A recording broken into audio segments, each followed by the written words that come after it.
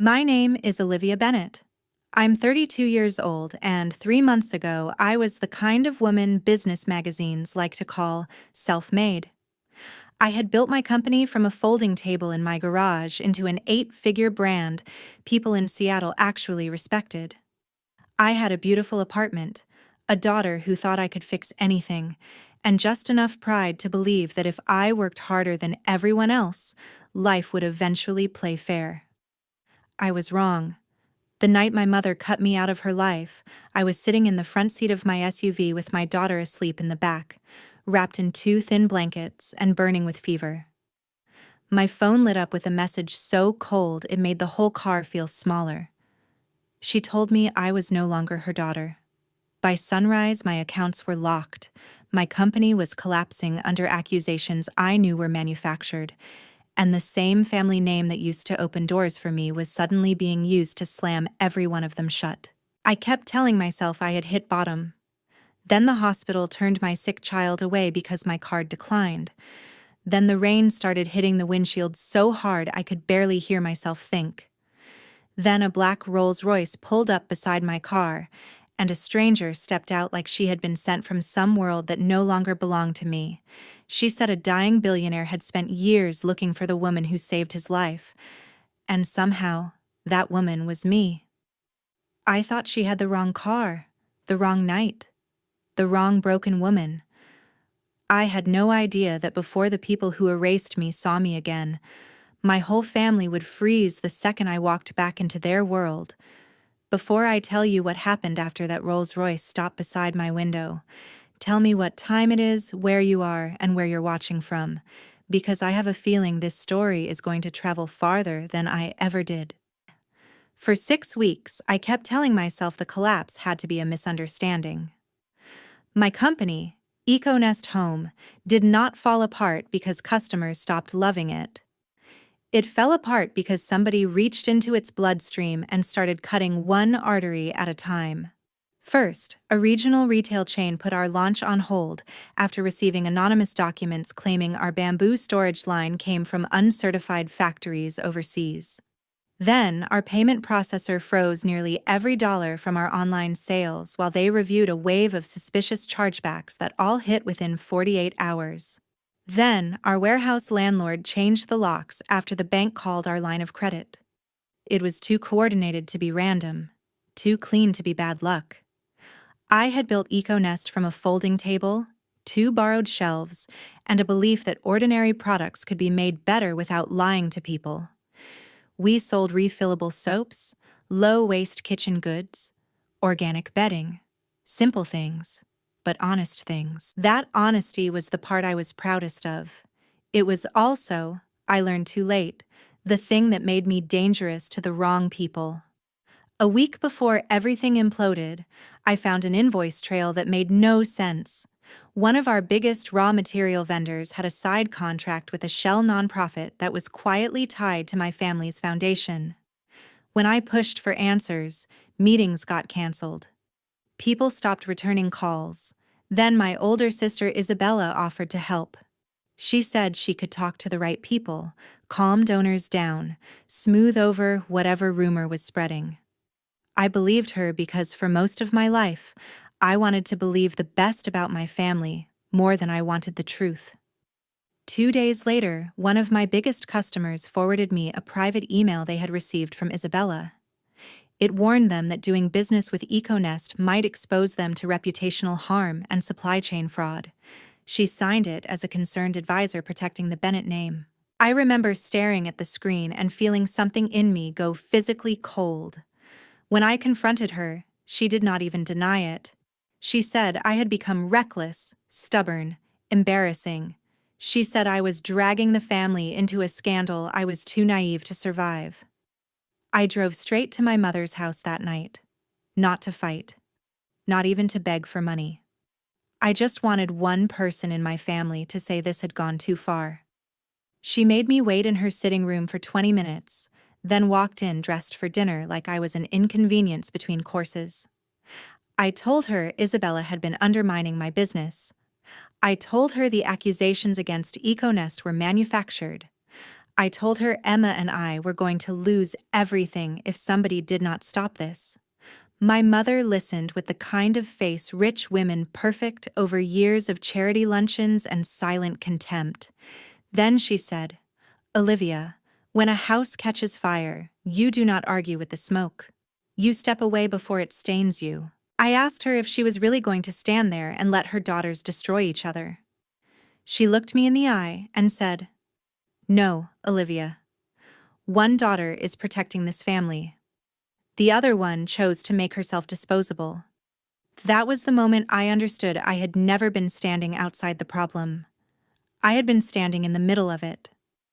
By the end of that week, my apartment lease was gone, my business accounts were frozen, my investors vanished, and my mother released a polished little statement through the family foundation saying the Bennett family had no connection to my business decisions and would not be commenting further. I sold my dining table, then my camera, then 2 bracelets my grandmother left me. Emma thought we were downsizing for an adventure.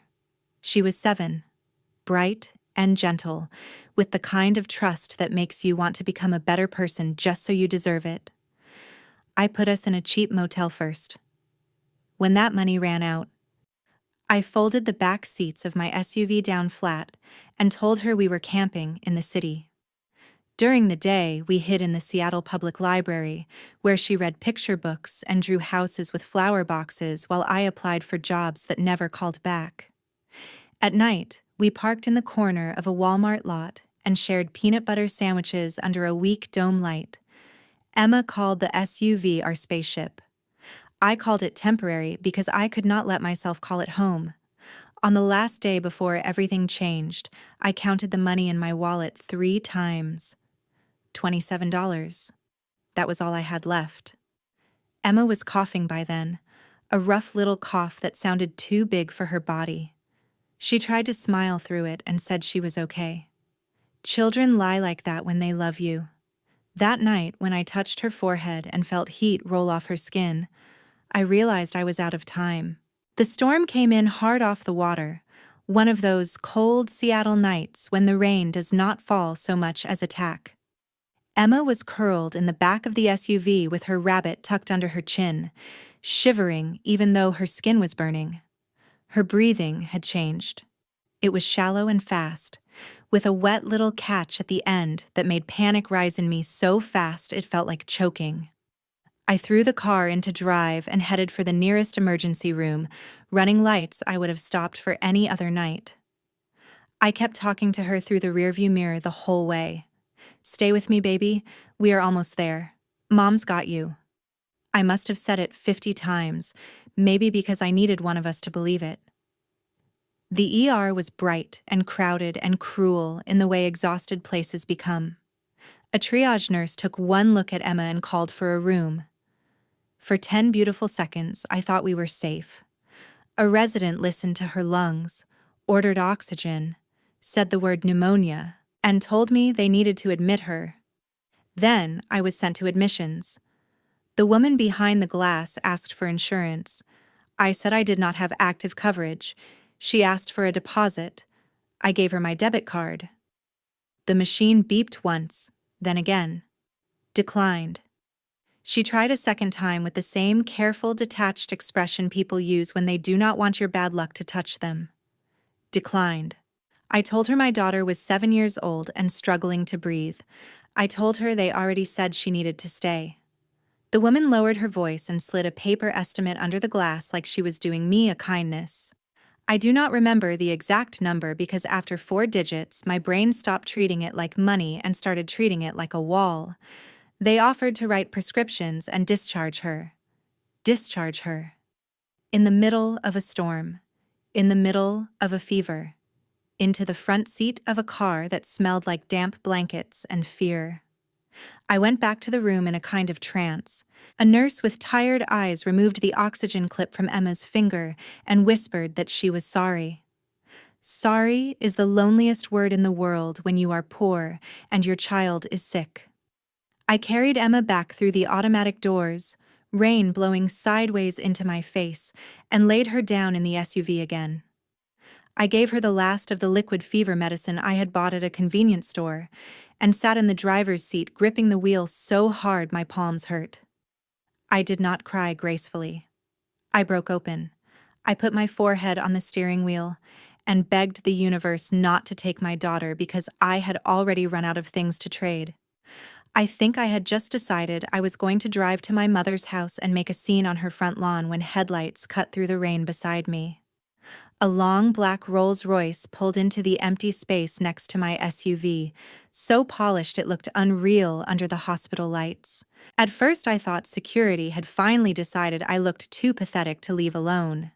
Then the rear passenger door opened and a woman stepped out in a dark coat that probably cost more than my first month's rent ever had. She came to my window and tapped once. Not aggressive, not timid, certain. I lowered the glass an inch. Rain sprayed in. She leaned down and said, "Miss Olivia Bennett?" I stared at her. She was in her 50s, elegant in a severe way, with silver hair pinned neatly back and eyes that looked like they had seen every kind of disaster and did not scare easy. She said, "My name is Margaret Hale. I represent Mr. Theodore Grant. He has been trying to find you for 10 years. I honestly thought I was hallucinating from exhaustion." I told her she had the wrong person. She said, 10 years ago on the Aurora Bridge, a sedan went through the rail in the rain and tipped into the water below. You climbed down after it. You pulled the driver halfway through the broken window before first responders got there. You left before anyone could take your name. Do you remember now?" And I did. I remembered icy water, shattered glass, my knees slipping on wet concrete, and a man bleeding into the collar of an expensive coat while I screamed at him to stay awake. I had been 22, driving home from a double shift and too young to realize people in luxury cars did not usually die anonymously. I saved him because he was there. Then I left because I had no idea who he was, and no reason to think my life would ever intersect with his again. Margaret must have seen recognition hit my face because her voice softened just a little. "Mr. Grant is dying," she said. "He is very sick, and he learned your identity only recently. He asked for you specifically." Then she glanced toward the back seat and saw Emma, flushed and barely conscious under my coat. Her expression changed. "Is that your daughter?" I nodded. Margaret did not waste another second. "Mr. Grant has a private medical suite and a physician on site. If you follow me now, your daughter can be treated before we discuss anything else." Every instinct told me not to trust miracles that arrived in luxury cars. Every maternal instinct told me Emma did not have another night for my pride to sort itself out. So I followed the Rolls-Royce through the rain, across dark winding roads I barely recognized, all the way to a gated property on a ridge above the city. The house was not flashy. It was worse. It was the kind of quiet wealth that never needs to announce itself. Stone, glass, cedar, warm lights, perfect silence. Before I had fully parked, a doctor and 2 nurses were already at my back door. They lifted Emma from the SUV with practiced speed, while a white-haired physician introduced himself as Dr. Samuel Reeves and listened to her chest right there under the covered drive. "Severe pneumonia," he said. "She needs oxygen and IV antibiotics immediately." They moved her into the house and into a private medical wing so efficient it made the hospital feel like theater. No one asked me for a card. No one slid a form under glass. They just treated my child. I stood by Emma's bed in wet clothes and watched the oxygen number on the monitor crawl up, 90, 92, 95, until I had to grab the rail because relief hit me so hard my legs stopped feeling like mine. Margaret touched my arm then and said, "Mr. Grant is awake. He would like to thank you himself." I looked through the glass at my daughter sleeping under clean white blankets with color slowly returning to her face, and for the first time in months I stepped away from her bed, without feeling like the world would punish me for it. Theodore Grant's room felt less like a bedroom and more like a command center somebody had softened at the edges because death was close. There were medical monitors near the bed, but also shelves of shipping models, framed route maps, leather ledgers, and a giant wall of windows that looked out over black water and distant city lights. He was thinner than any man with a voice like his should have been. Cancer had hollowed him out, but it had not made him weak in the eyes. They were alert, pale, and strangely amused when he saw me, as if he had spent a long time imagining the end of a story and was relieved to discover it finally had one. He asked me to sit. His voice was rough but direct. "I remember the water," he said. "I remember your hand hitting the glass and your face looking furious that I was making your night harder." It startled a laugh out of me, which felt almost wrong after the months I had had. He said that after the accident, he hired people to find the young woman who saved him. They never managed it. "You vanished," he said. "You did a great thing and then disappeared back into ordinary life, which made you nearly impossible to track in a world full of people desperate to be noticed. A few months ago, one of my attorneys flagged your name in a business filing. I started reading. The more I read, the less I believed your collapse was accidental. I did not say much. I was tired, suspicious, grateful, ashamed, all at once. Theodore seemed to understand that. He did not push. He asked about Emma first, and when I told him she was stabilizing, he closed his eyes in visible relief. Then he asked about EcoNest. I told him the short version. The invoices that did not add up. The pressure from my sister. The silence from my mother. The chargebacks. The frozen funds. The whisper campaign. The part I did not tell him directly, though I suspect he already knew, was that my family had not just stepped back when I needed them. They had stepped on my hands while I was trying not to drown. Theodore listened without interrupting. When I was done, he said, "There is an old myth that powerful families survive because they are loyal. They survive because they know when to sacrifice one of their own to keep the table clean. I know that breed of people." He looked toward the windows then, like a man measuring years instead of distance.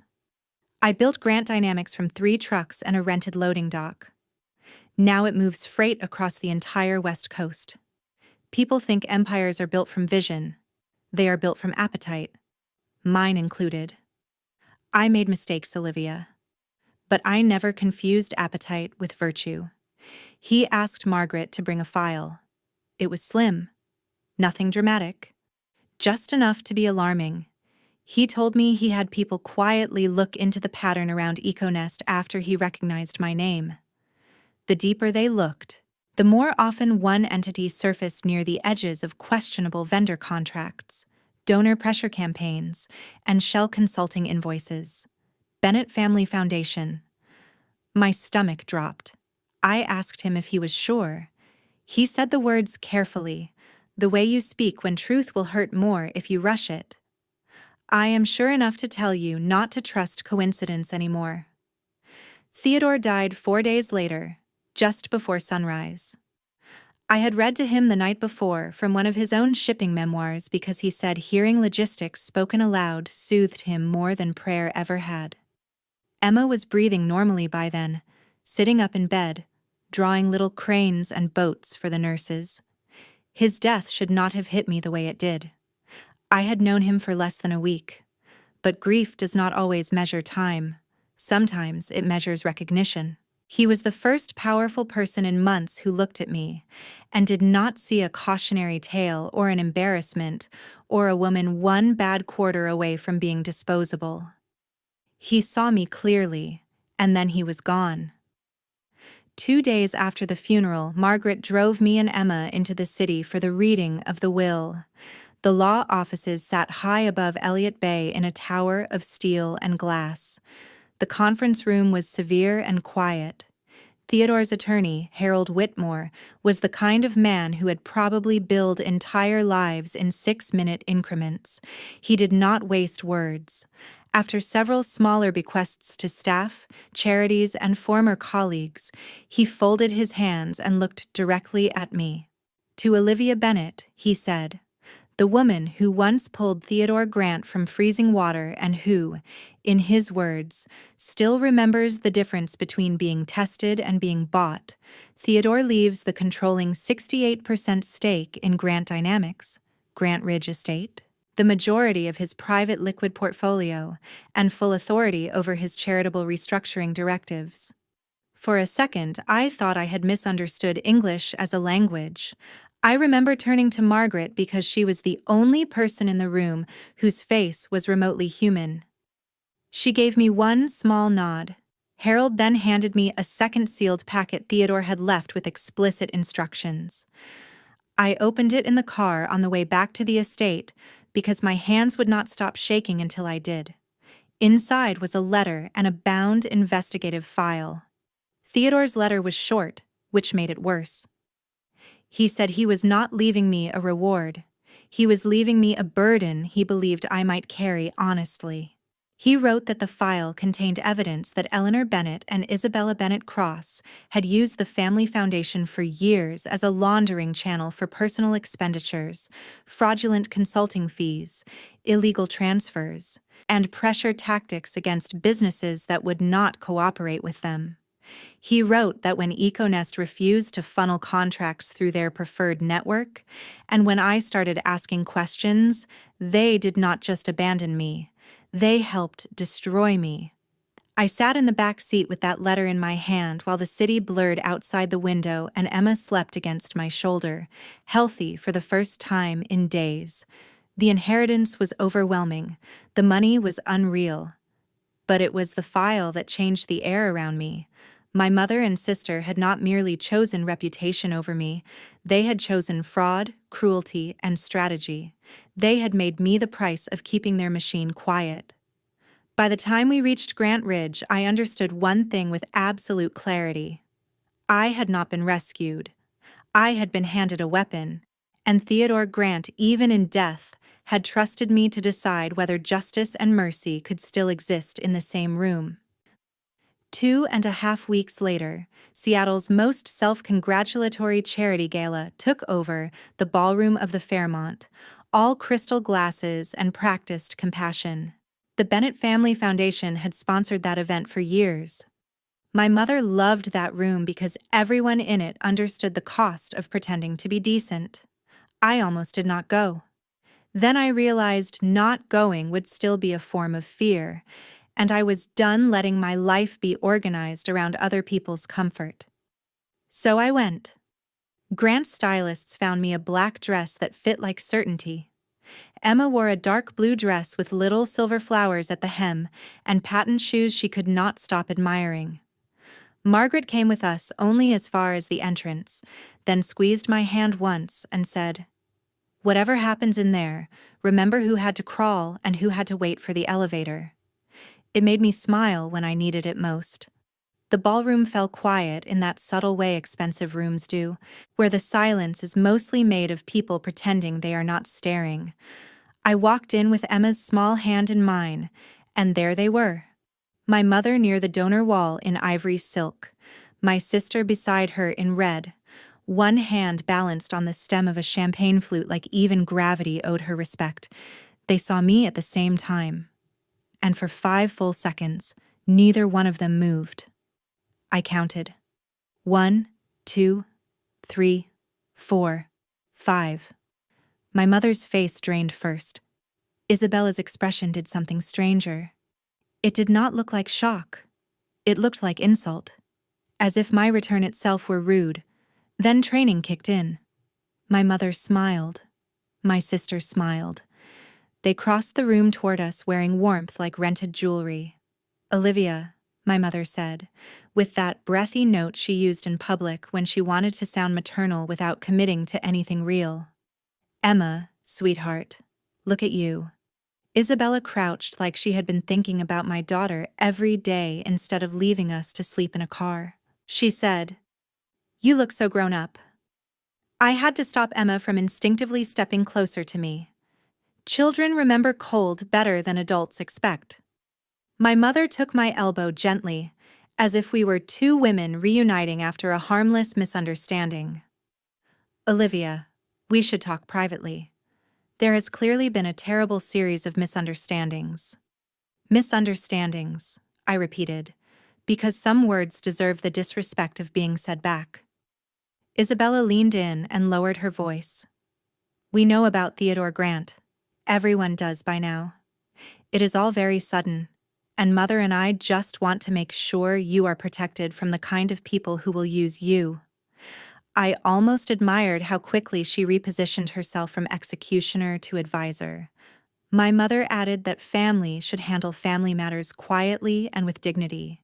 She said Emma should not be dragged through instability. She said if I needed help managing my new responsibilities, we could rebuild trust and make sensible arrangements. Sensible arrangements. That was the phrase. What she meant was, sign something, share something, hand over enough so we can feel secure again. I looked around the ballroom. Half the city's social class was pretending not to listen. A local councilwoman had gone very still by the auction display. Two men from an investment firm were openly watching us over their drinks. They all knew something was wrong. They just did not know the shape of it yet. My mother reached toward Emma then, perhaps thinking the safest way back into my life was through the only soft part still visible. Emma pulled her hand away before I had to say a word. I will remember that forever. The fake warmth in my mother's face flickered. Isabella recovered first and smiled harder. Olivia, she said through her teeth, we are offering grace. I said, no, you are offering access. There is a difference. She straightened. My mother's voice cooled by half a degree. Be careful, Olivia. New money disappears faster than old problems. I should have walked away then, but the months in the SUV, the hospital, the way Emma coughed under two damp blankets, all of it rose in me at once. So I said the one thing I knew would cut through every listener in that room. Interesting, I said. Neither of you remembered we were family when my daughter had pneumonia in the back of a car.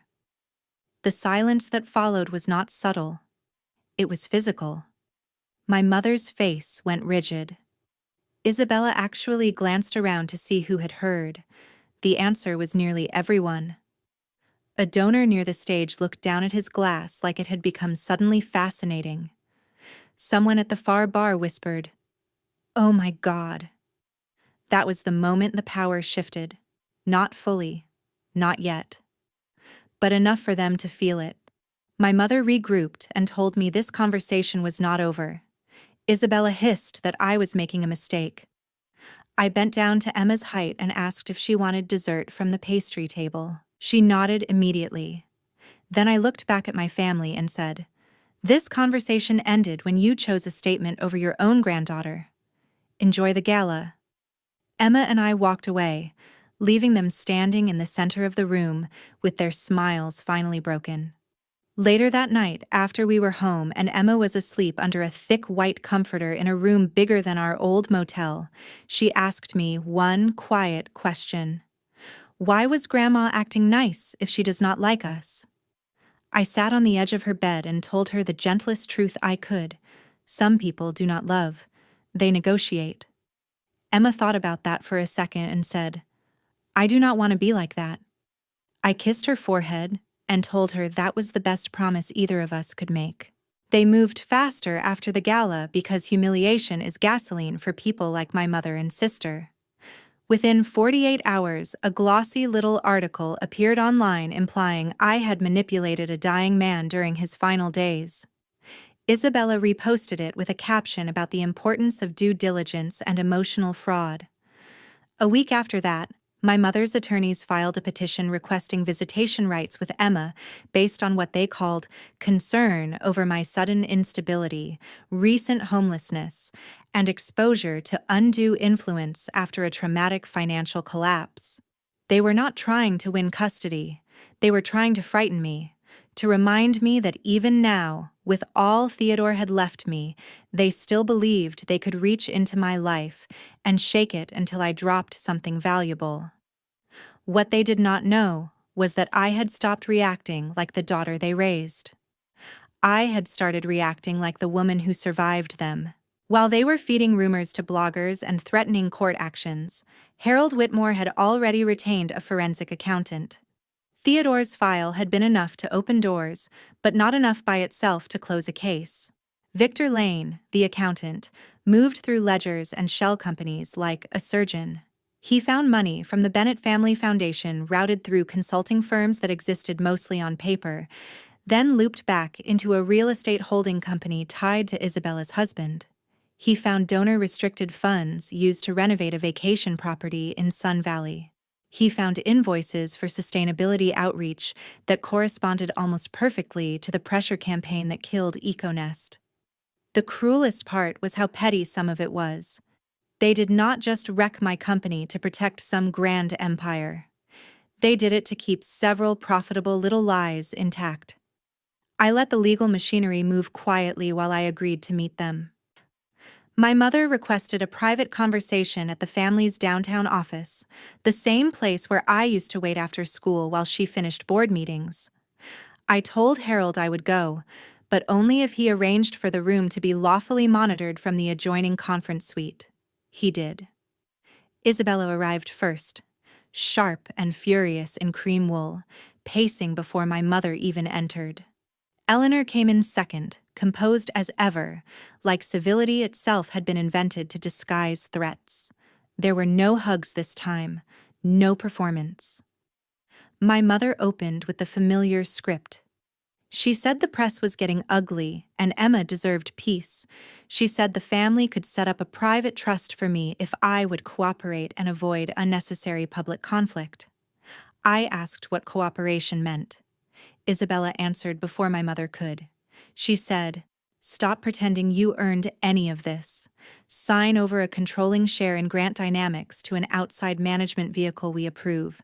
Close down whatever nonsense your lawyers are digging through, and make a statement that the family misunderstandings were caused by stress." She said misunderstandings the way other people say pest control. I asked if this was the same kind of misunderstanding that sent chargebacks into my company accounts and donor calls into my investors.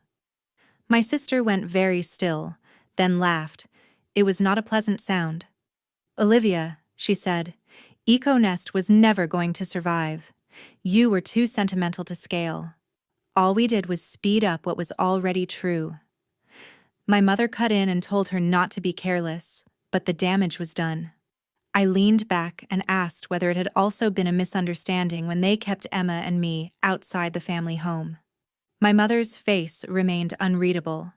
She said, "When one child becomes a liability, a mother has a duty to protect the structure that feeds everyone else." There it was. Not denial, not even apology. Just philosophy. Cold, complete, and spoken in the same tone other women use to discuss table settings. Isabella leaned forward then and played the last card she thought she had. She said that if I forced this fight, old records of my homelessness would surface in court, and every ugly day Emma spent in that SUV would become a weapon. She said judges cared about stability, not feelings. She said maybe I should think about whether I wanted my daughter interviewed by child welfare investigators. I wish I could say I stayed calm because I am noble. The truth is, I stayed calm because anger had finally become expensive and precision had become useful. So I looked at my sister and said, "You really think I am still the woman who came here for mercy?" She did not answer. She did not need to. Her eyes did. The meeting ended with my mother telling me that families survive by closing ranks. I told her some families survive by eating their own. When I walked out, Harold was waiting in the adjoining room with Victor and an assistant district attorney from King County's Financial Crimes Unit. Every word had been captured, every threat, every admission. The petition for visitation was withdrawn 3 days later, probably because their lawyers suddenly understood they had bigger fires to worry about. Then the first subpoena landed. Then the second. Then IRS Criminal Investigation requested records. The Bennett Foundation Board held an emergency meeting and 2 members resigned before sunset. Isabella called me 17 times in one day and left 3 voicemails that went from furious to frightened to vicious again. My mother never called. She sent one text that simply said, "You are confusing revenge with justice." I stared at it for a long time before I replied. "No, I learned the difference from you." The following Friday, agents arrived at the Foundation's office just after 9 in the morning. By noon, local outlets were reporting an active financial probe into charitable fund diversion and laundering. By evening, a photograph of Isabella leaving the building in dark sunglasses and a blazer thrown over her shoulders was all over Seattle. The city loves rich women in distress almost as much as it loves seeing them exposed. But even then, it was not enough for me that they were afraid. I wanted them to understand loss the way they had assigned it to me. Not poverty, not cruelty, consequence. The arrests happened on a gray Monday that smelled like wet pavement and espresso. I was in the Grant Dynamics boardroom reviewing a shipping compliance overhaul when Harold's phone buzzed. He looked at the screen, then at me, and all he said was, "It has begun." My mother was taken from the Foundation townhouse just after dawn. Isabella was arrested outside her brokerage office while 2 junior agents were setting out bottled water for a luxury property presentation. According to the affidavit, they were charged with wire fraud, tax evasion, money laundering, obstruction, and conspiracy. The number that made the headlines was $14.2 million, because people understand greed better when it comes with digits. The detail that mattered more to me was buried lower in the article. Part of the money trail overlapped with the targeted destruction of EcoNest through fraudulent consulting fees and coercive pressure on vendors and lenders. In other words, they had not only stolen from strangers, they had used theft to sharpen the knife they put in my back. The case moved quickly because money cases do when the paperwork is good, and the defendants are arrogant enough to believe deleting emails counts as strategy. Victor Lane's audit was devastating. Former employees from the Foundation rolled over one by one. Isabella's husband saved himself by cooperating early, which I am sure she took as the final insult. At the pre-trial hearing, my mother wore navy and pearls and tried to look like American restraint personified. My sister looked younger without makeup and meaner without an audience. They both turned when I entered. Neither expected me to be there with Emma. I did not bring her into the courtroom, of course. Margaret waited with her outside, in a private conference lounge with coloring books and snacks. But I wanted them to know I no longer had to choose between telling the truth and protecting my daughter. I could do both. When I testified, I did not perform. I did not cry. I explained the business timeline, the donor pressure, the frozen accounts, the shell invoices, the statements they made in that monitored office. I described the night Emma got sick in the back of the SUV, not because I needed pity, but because harm should be measured where it lands. My mother watched me the whole time with an expression I still cannot fully name. It was not remorse. It was shock that I had stopped arranging myself around her comfort. Isabella looked furious until the prosecution played the recording. Then she went pale. Hearing your own voice explaining away somebody else's destruction has a way of stripping glamour from a person. The convictions came 6 weeks later. Guilty on the major counts. Restitution in the millions. Assets frozen. The Bennett Family Foundation dissolved under court supervision. Isabella lost her real estate license before sentencing even finished processing through the state board. The judge, a woman old enough to be unimpressed by pedigree, said from the bench that charity used as camouflage for greed is still greed, and blood used as leverage is still abuse. My mother got 7 years in federal prison. Isabella got 7 years as well, plus additional penalties tied to falsified brokerage disclosures. Their townhouse was sold. The vacation place in Sun Valley was sold. The family's name came off donor walls all over the city with astonishing speed. High society does not forgive scandal. It merely studies it for technique. Reporters shouted questions at me on the courthouse steps. Did I feel vindicated? Did I feel guilty? Did I think prison was too harsh for family? I told them the truth. I said I did not send my mother and sister to prison. Their choices did. I was just the first person in that family who stopped cleaning up the language around what they had done. Then I stepped away from the microphones because some endings are not improved by repetition. Emma was waiting under a black umbrella with Margaret, wearing the serious expression she gets when she senses adults are pretending everything is simple when it is not. She asked if it was over. I knelt so we were eye level and told her the part children deserve to hear in plain language. I said, "The lying part is over. The rebuilding part starts now." She considered that, then slipped her hand into mine and said, "Good. I like the rebuilding part better." So do I. In the months that followed, I did not become a saint, and I did not become the kind of billionaire magazines like to photograph beside glass staircases and words like resilience. I became busy. Grant Dynamics needed a real ethics policy, supplier transparency, labor audits, and a compliance team with actual teeth.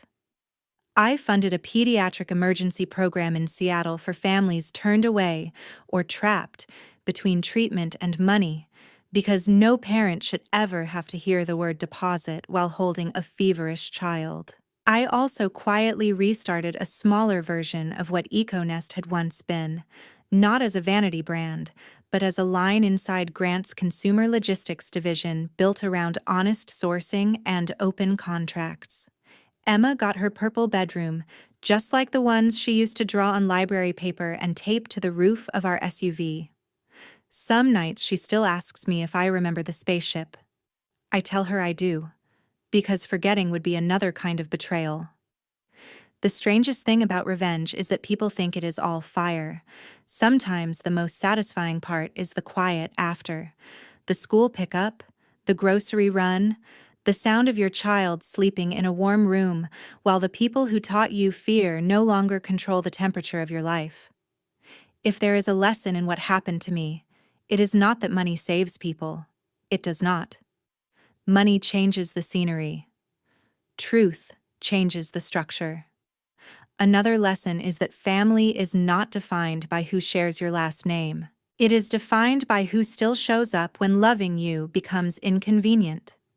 And maybe the most important lesson of all is this: silence can feel noble when you are trying to keep the peace, but when silence protects cruelty, it stops being kindness and becomes permission. I learned that too late to save the life I had, but not too late to build a better one for my daughter. Today, Emma has a safe bed, a warm coat, and a mother who no longer mistakes endurance for surrender. That is the only inheritance I truly care about passing on.